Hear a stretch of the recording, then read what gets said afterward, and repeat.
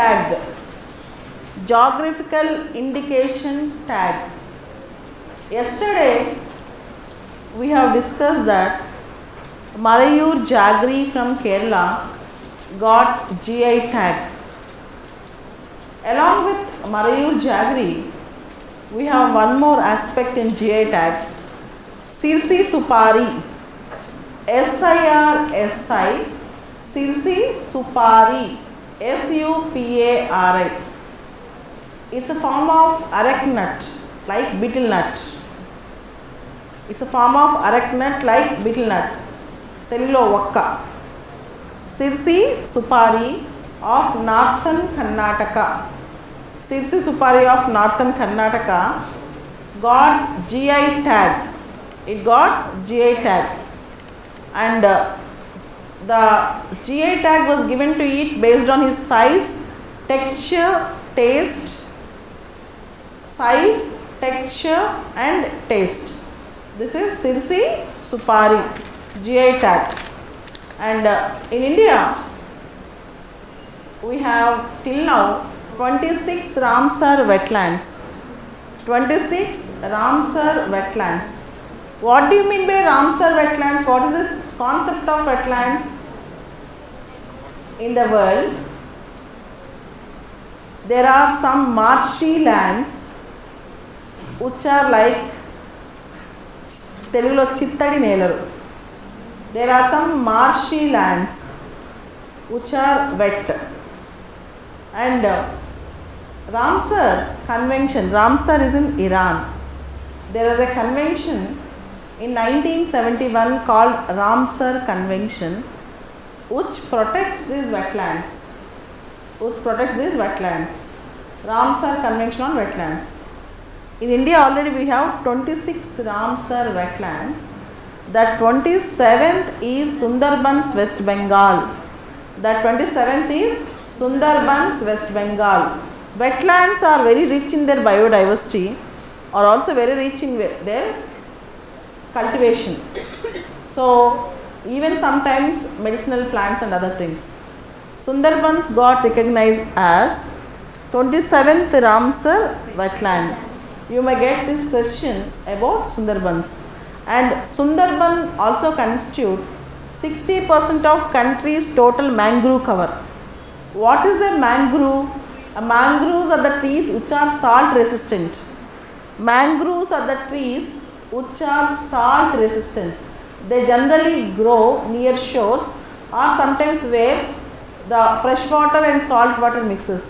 This is mangrove, and 60% of countries, India's mangrove cover is in Sundarbans.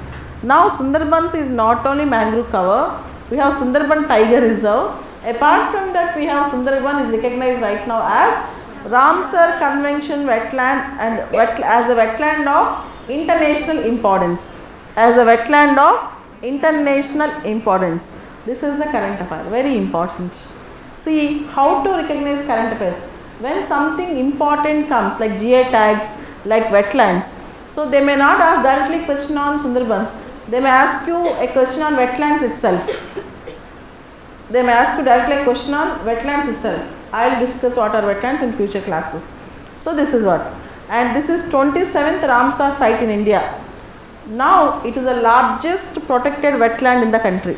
Now Sundarbans is the very important point, largest protected wetland in the country, and it have met all the criteria required to get the status of wetland. It have met all the criteria required to get the status of wetland.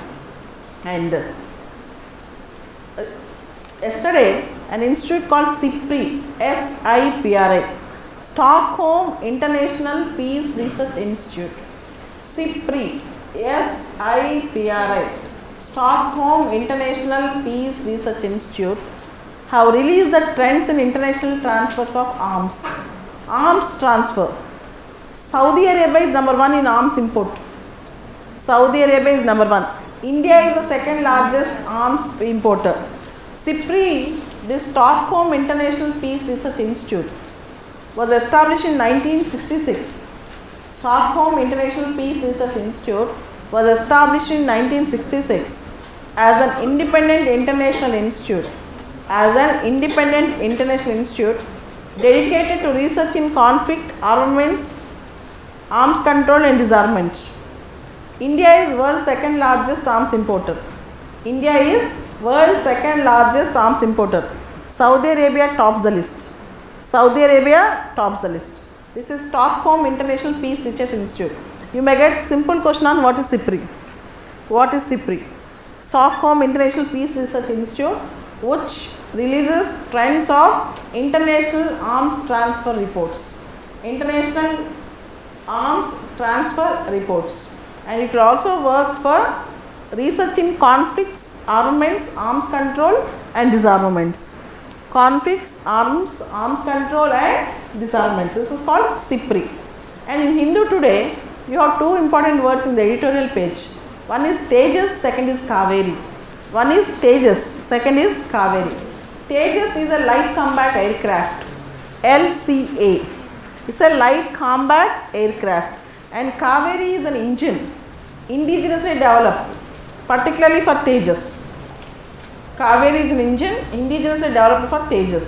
So whenever there is a mention about any weapon, you have to remember, because this might be a prelims question. Anything India purchased from abroad, anything indigenously developed, any missile, any naval ship or any weapon, you have to remember. Next, Pinaka. This is also in news. Pinaka got testified few hours back. Pinaka is also indigenously developed. Indigenously developed means developed in India. Pinaka also got indigenously developed. It's a guided rocket system. Pinaka is a guided rocket system which was successfully testified at Pokhran, Rajasthan. It is going to boost India's artillery capability. This is called Pinaka. Apart from that, you have few important issues that are looming large in India. One is Nirav Modi issue, Punjab National Bank scam. Second is Essar Steels issue. There are two issues which are important for exam. One is PNB scam. They don't directly ask, but indirectly what is the message. Second thing, Essar scam. There might be a chance of directly asking a question. I will explain what is that. First, let us go with PNB. In Punjab National Bank scam, Punjab National Bank, a branch of Punjab National Bank, have issued letters of undertaking giving a credit facility to the Nirav Modi and his firms in the foreign branches of Indian banks. Based on these letters of undertakings, Nirav Modi have taken a lot of money, around 8,000 crores from Allahabad Bank, Axis Bank and Union Bank, and after that he defaulted. This is what has happened, and in this the PNB branch have used SWIFT technology, and which was not included in core banking system. So they don't know immediately, they cannot track the entire issue. All the banks and even Punjab National Bank cannot track the entire issue. This is the issue that has happened, and almost around 11,400 crores he has to pay to the banks. But Punjab National Bank has to pay to other banks. Now Nirav Modi have defaulted, and immediately when he understood that the noose is now tightening up, he went to London. His wife went to London, his brother went to London, all those things. This was the issue actually. This is about Essar. Steel's case.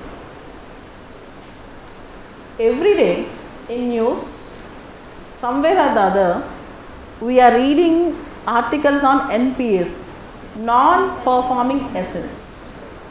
We are reading regular articles on NPAs. When you take a loan from a bank, if you don't repay principal or interest for a continuous 90 days, it comes under NPA. When you take a loan from the bank, if you don't repay the principal or interest for a continuous 90 days, it is called non-performing asset. There are some more assets larger than non-performing assets called stressed assets, where the repayment system is very indifferent. So for example, 1 month if you have to pay loan amount of 15,000, 1 month 10,000, other month 5,000. The system is not good, but still there were some amounts that are going into the account. They are called stressed assets. They are called stressed assets. But non-performing asset is an asset where for 90 days if there is no principal or interest which was into the bank. That was NPA. In non-performing assets, there are three: substandard, doubtful and loss. There are three types. We can categorize non-performing assets into three categories. One is substandard, second is doubtful, third is loss. Substandard means from 3 months to 12 months. Doubtful means more than 12 months. Loss means when bank have written off the entire debt. When bank have closed its balance sheet on that. This is called loss. The country is facing the country's banking system today is facing NPA problem, toughest NPA problem. And in this NPA problem, you all know the case of Vijay Mallya. He has to pay around 13,000 crores to the banks, not a single bank but consortium of banks, group of banks, but he did not pay it and he went to and escaped to London. Now it is becoming highly difficult to bring back him, becoming very tough to bring back him. In such a scenario, one thing, to solve the problem of non-performing assets, Government of India have taken many steps. First, in 1993, it had made an act called RDD-BFI Act. In the year 1993, it has passed an act called RDD-BFI Act, Recovery of Debts Due to Banks and Other Financial Institutions Act. RDD-BFI means Recovery of Debts Due to Banks and Other Financial Institutions Act 1993. Through that act, DRTs were constituted, Debts Recovery Tribunals. To speed up the debts recovery cases, DRTs were constituted under RDD-BFI Act. In the year 2002, SARFAESI Act was passed. SARFAESI, Securitization and Asset Reconstruction and Enforcement of Security Interest Act. SARFAESI Act, Securitization and Asset Reconstruction and Enforcement of Security Interest Act 2002. And in the same way, in the year 2016, IBC Government have introduced IBC, Insolvency and Bankruptcy Code. IBC means Insolvency and Bankruptcy Code. This is very important for prelims and mains this year. IBC, Insolvency and Bankruptcy Code, to solve the problems of NPS. Now, what is this Insolvency and Bankruptcy Code to solve the problem of NPS? This is the thing. See, a man have taken loan from a bank 1 crore to do a business.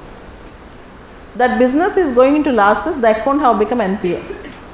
If banks wait 5 years, 10 years for court cases, the entire business will come down to 10 lakh rupees or 2 lakh rupees, or it may go into losses. To stop this, the creditors or debtors can file insolvency petition. The creditors or debtors can file insolvency petition.